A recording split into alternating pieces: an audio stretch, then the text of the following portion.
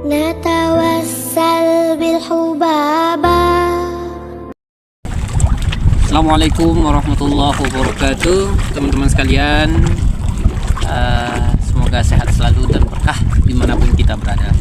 Oke, pada pagi menjelang siang ini saya sedikit ingin berbagi pengalaman atau sharing terkait dengan konsep social planner, terkait dengan bisnis, namun kita menjawab permasalahan lingkungan di sekitar kita. Oke, teman-teman sekalian, pada tahun 2020 kita mendirikan salah satu koperasi syariah bunga Karangrompo. Jadi koperasi itu adalah salah satu unit bisnis yang dia ditugaskan untuk mengakomodir gimana sih bisa memberikan kesejahteraan anggota. Nah, koperasi syariah bunga Karangrompo ini didasari oleh ingin membangun kesadaran masyarakat nelayan yang identik dengan nelayan itu miskin, boros, tidak teratur, terus merusak lingkungan dan lain sebagainya. Nah, pola seperti itu ingin kita ubah dengan kehadiran koperasi syariah bunga Karangrompo. Jadi dari sejak 2020 sampai dengan sekarang kita melakukan pendampingan dan pemberdayaan nelayan, tepatnya di nelayan Teluk Bawaraga. Teman-teman sekalian, sederhana aja sebenarnya konsep pendampingan kita. Jadi nelayan itu mereka itu udah tahu konsep penangkapan itu seperti apa, cara mereka mancing, cara mereka jala ikan, cara mereka menangkap ikan. Nah, mereka itu udah terbiasa, bahkan ini adalah sumber mata pencaharian mereka dari orang tua mereka, kakek mereka, nenek moyang mereka sampai diwariskan. Nah, konsep penangkapan itu, konsep produksi itu adalah diwariskan turun temurun. Namun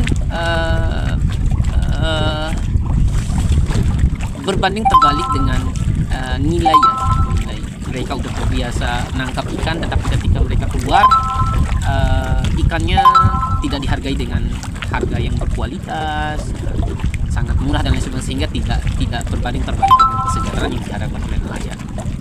Nah, kita melihat ada peluang di situ. Salah satu peluangnya bagaimana hasil tangkapan anggota nelayan, dari anggota nelayan yang tergabung di dalam koperasi ini, tangkapan mereka kita serap dan kita dekatkan kepada konsumennya. Bisa kita jual di kota, bisa kita jual di berbagai daerah. Nah, cuman paradigma wajah yang kita tampilkan yakni paradigma konsep keberlanjutan, di mana masyarakat nelayan kita ajarin cara merawat alam. Alam ini adalah karunia Tuhan dan kita harus mewariskan ke generasi-generasi kita selanjutnya. Jangan sampai alam ini berhenti cukup kita saja yang makan, tetapi tidak kita wariskan untuk anak generasi kita. Nah, konsep-konsep seperti itulah yang kita edukasikan kepada nelayan. Jangan sampai merusak alam, jangan sampai eksploitasi yang berlebihan. Kita ngambil secukupnya, sewajarnya, itu cukup untuk kita dan kita memikirkan untuk generasi anak cucu kita. Teman-teman sekalian, jadi itu yang kita lakukan, pendekatan seperti itu, pendekatan edukasi, pendekatan memastikan produk mereka terserap oleh pasar, dan kita juga memastikan bahwa pasar itu menghargai konsep bisnis yang itu dirawat dengan baik. Nah, alhamdulillah kesadaran itu muncul. Kalian teman-teman sekalian, jadi konsep bisnis social planner itu yakni bagaimana mereka tidak bisa produksi, tetapi kita membantu meng-up produk mereka ke lokal, nasional, bahkan internasional, dan kita pastikan bahwa mereka harga ikannya terbeli dengan baik. Nah, alhamdulillah itu yang kita lakukan dari 2020 sampai dengan sekarang. Nah, rencana kita ke depan kita ingin memaksimalkan lagi, membangun fish market atau gerai ikan yang tetap konsepnya berwawasan lingkungan di 3 lokasi, di Kabupaten Bima, Kota Bima, dan Mataram. Kita doanya teman-teman, semoga niat cita-cita kami berdampak pada kesejahteraan nelayan, berdampak pada kesadaran untuk merawat lingkungan, dan berdampak pada kualitas hasil ikan yang ditangkap.